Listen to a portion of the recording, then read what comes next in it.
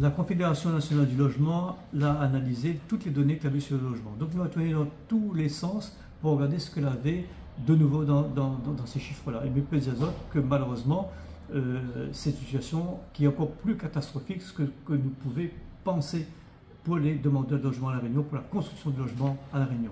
De manière concrète, dire qu'aujourd'hui, sur une commune, par exemple Saint-Paul, qui est le plus mauvais résultat, 94% des demandeurs de logement n'ont pas eu de logement. Ce qui veut dire, de manière concrète, 100 monde que la demande un logement, il n'y en a que 6 à gagner une case. Ça, c'est sur Saint-Paul.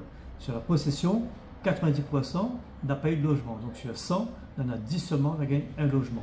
Ça, c'est sur les attributions de logement.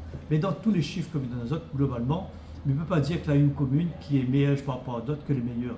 Puisque le plus mauvais, c'est au final Saint-Benoît, c'est 75% d'attribution. Et sur ce tableau, comme on en a ici, il reprend toutes les données des attributions de logement par commune en 2024 comparées aux demandeurs de logement. Donc on est sur une situation effectivement que nous ne pouvons pas accepter aujourd'hui à la CNL, puisque dans le même temps, on a des communes qui ne construisent pas des logements. Et ces communes-là ont été épinglées plusieurs fois par les services de l'État, et notamment sur le fait de payer des pénalités. Et parmi ces pénalités que Zati paye, nous va donner un chiffre. Nous dire, par exemple, la commune de Saint-Leu, les demandeurs de logement, quelque part c'est Zati paye 243 € par demandeur de logement, et la commune des Avirons 180 € par demandeur de logement. Et des communes ne construisent pas de logement aujourd'hui, en tout cas pas suffisamment. Mais prenons l'exemple également du Port, où c'est la seule commune qui baisse en nombre de logements. Elle baisse en nombre de logements parce que ne construit pas suffisamment par rapport aux logements qu'il est en train de démolir.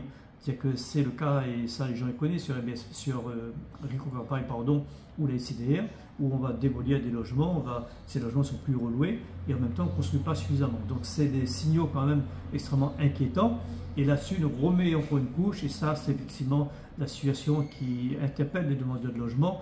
8495 logements ont été financés par l'État, mais ne sortent pas de terre. Et dans ces 8495 logements, des fois, il y a des logements qui datent de 10 ans, financés, qui ne sortent pas de terre.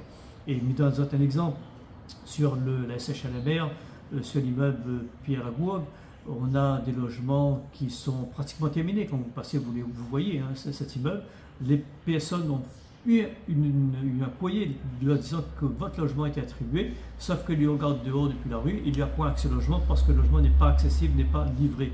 Donc c'est des situations sur lesquelles on a demandé à l'État des renseignements, des informations. On a écrit à la DEAL n'a pas répondu une fois, on a écrit une deuxième fois, la DEAL n'a pas répondu. Aujourd'hui, on a écrit au préfet de La Réunion pour lui demander un rendez-vous d'urgence, parce qu'avec 51 000 demandeurs de logement, vous imaginez bien qu'on ne peut pas accepter d'avoir 8 000 autant de logements, 8 495 logements financés et non livrés. Vous imaginez un seul instant que si ces 8 500 logements environ les livrés aujourd'hui, ça amènerait 35% d'attribution de logements supplémentaires.